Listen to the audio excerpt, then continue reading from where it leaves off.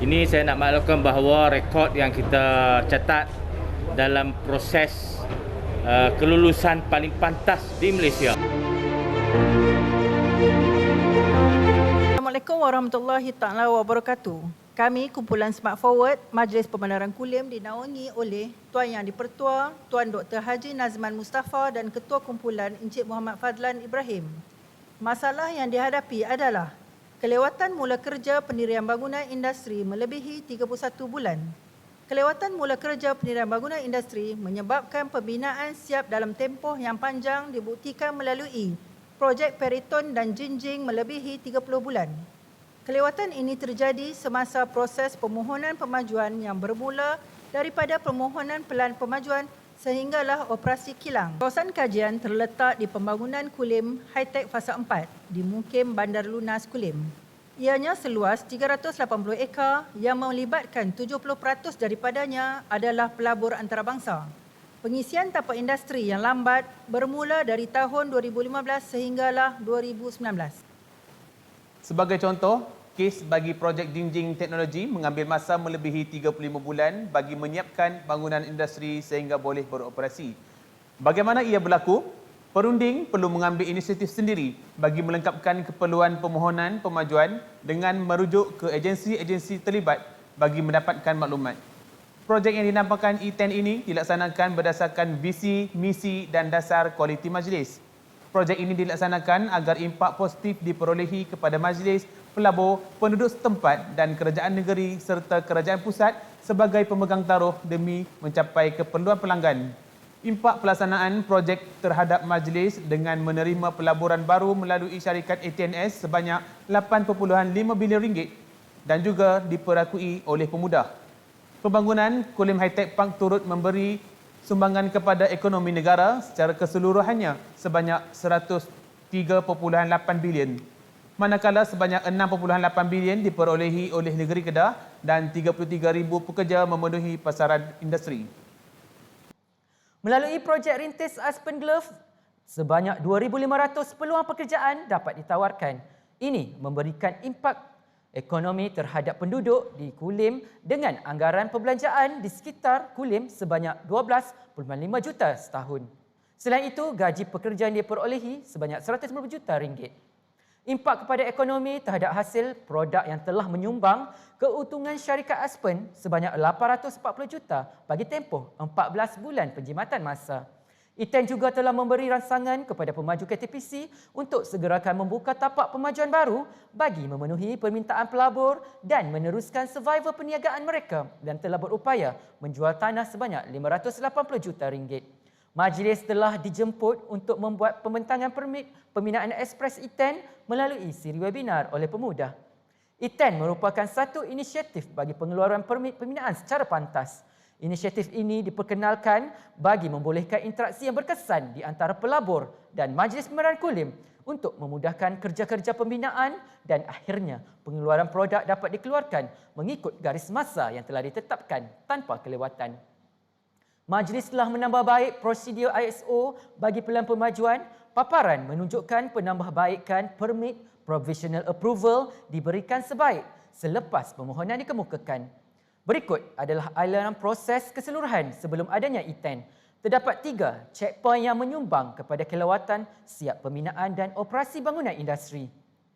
Penambahbaikan dibuat iaitu peringkat pertama, di mana fasilitasi awal dilaksanakan dengan melibatkan perunding, pelabur, agensi teknikal, berkaitan dan majlis sebagai urus setia melalui mesyuarat jawatankuasa pembangunan industri. Pihak perunding dapat memperoleh maklumat dengan lebih berkesan dalam masa yang sama.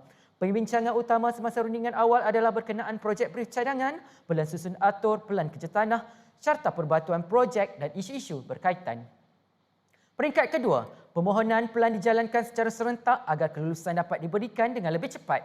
Pihak Aspen Glove telah mengemukakan permohonan pada 8 September 2020 dan diluluskan dalam mesyuarat jawatankuasa OSC pada 27 September 2020. Ia hanya mengambil masa 19 hari untuk diluluskan dengan syarat-syarat jabatan. Peringkat ketiga, PA perlu dikemukakan sejurus semua pelan pemajuan dikemukakan pada OSC untuk mendapatkan pengenalan masuk ke tapak dengan lebih awal. Kelulusan dasar kepada pihak Aspenglove diperolehi dalam tempoh 24 jam selepas permohonan diterima. Peringkat keempat, pihak perunding perlu memukakan laporan kemajuan projek berkala secara bulanan, manakala kumpulan membuat kawasaliaan dan pemantauan secara harian serta mengikut jadual pelaksanaan kerja. Elemen fasilitasi dan kolaborasi akan digunakan apabila berlaku isu dan masalah sepanjang pembinaan. Peringkat kelima, majlis mengeluarkan lesen operasi dalam tempoh 24 jam selepas permohonan. Akhir sekali, rundingan secara proaktif dan customization secara bersepadu. Berikut adalah proses secara keseluruhan yang dilaksanakan oleh kumpulan. Ianya selaras dengan proses OSC3+. Proses ini bermula rundingan awal sehingga lesen operasi. Layar menunjukkan kejayaan ke atas projek Aspenglove dalam tempoh 10 bulan siap beroperasi. Layar menunjukkan perbandingan antara perancangan dan pelaksanaan E10. Hasilnya, penjimatan sebanyak 58% masa bangunan siap dan beroperasi. Berikut surat penganugerahan dan tanda terima kasih daripada pihak Aspen dan Ryzen. Projek ini memberi manfaat yang positif, antaranya mengelakkan daripada kerugian anggaran 600 juta setahun, pengoperasian kilang dapat beroperasi dengan cepat, pembinaan dapat dijalankan segera, dapat meningkatkan ekonomi setempat dan sebagainya. Dengan E10, pihak pelabur Aspenglove dapat menikmati penjimatan sebanyak 21.7 juta ringgit. Selain itu, E10 turut memberi peningkatan hasil kepada majlis sebanyak 3 juta ringgit. Jangkaan peningkatan hasil yang diperolehi oleh majlis pula sebanyak 10.6 juta ringgit. Anggaran kutipan hasil kepada majlis sehingga 2025 sebanyak 87.6 juta ringgit. Hasilnya, tapak industri kawasan high-tech fasa 4 100% telah diberi milik. Kini, tapak industri kawasan high-tech fasa 4A dan industri Padang Mehah 2 telah dibuka. Impak hasil kejayaan E10 berlaku terhadap peningkatan ekonomi, peluang pekerjaan dan permintaan hartanah. Impak ekonomi KHTP fasa 4 kepada negeri adalah sebanyak 14.98 bilion ringgit Malaysia. Kapten kepada pemain industri juga turut memperakui kejayaan pelaksanaan E10 di negeri Kedah. Dengan penambahan pelaburan selepas kejayaan E10, penambahan peluang pekerjaan akan dikecapi dengan hampir 10,000 peluang pekerjaan yang ditawarkan. Keunikan E10 ini adalah berdasarkan customize, proaktif dan fasilitasi terhadap projek pembangunan industri. Prosedur secara jelas dan telus, pihak majlis juga telah mewujudkan satu laman web Kulim Industrial Corridor melalui laman web Kerajaan Negeri Kedah. Mesyuarat rundingan awal dilaksanakan sebelum permohonan satu pemajuan dikemukakan kepada pihak majlis yang dipengerusikan oleh Tuan YDP. Jawatan Kuasa Pembangunan Industri ditubuhkan di mana ahli yang terdiri daripada rakan-rakan strategik majlis demi membangunkan daerah Kulim. Kejayaan pembangunan kawasan industri Kulim dapat dicapai melalui kerjasama di antara jabatan. Sumbangan projek E10 kepada organisasi dan impaknya adalah dapat meningkatkan produktiviti dan kualiti, penjimatan kos, meningkatkan penyampaian dan perkhidmatan keselamatan dan moral.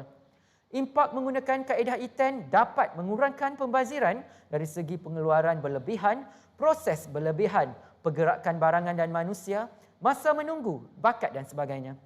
Pewujudan peluang-peluang lain yang akan diperolehi terhadap E10 adalah 25 syarikat tempatan terlibat dalam pembinaan projek Aspenglove. Penyediaan satu transformasi digital dalam mencapai smart governance melalui Kulim Integrated Database System iaitu KIDS. Juga mencapai dasar nasional iaitu Sustainable Development Goals, Agile Regulation, Bandar Pintar, Dasar Revolusi Perindustrian keempat dan sebagainya. Majlis telah melaksanakan perkongsian E10 ini bersama pihak berkuasa tempatan dan pihak negeri Kedah pada 23 Jun 2021. Majlis juga telah menghadiri sesi libat urus perkongsian data spasial antara agensi untuk pemajuan tanah negeri Kedah yang diuruskan oleh pihak MPC pada 11 Oktober 2021. Berikut adalah proses E10 yang memberikan impak positif terhadap pelaburan industri. Demi pemantapan proses E10 sentiasa berterusan, majlis telah menambah baik proses kerja sedia ada dalam proses kelulusan pemajuan pendirian bangunan. Kini terdapat 2 pelabur telah menggunakan pakai proses E10 ini dan masih dalam pembinaan iaitu syarikat Ryzen Solar, AT&S Austria Technology.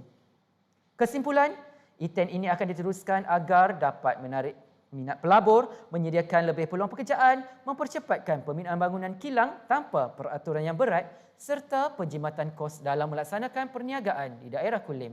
Sekian, terima kasih.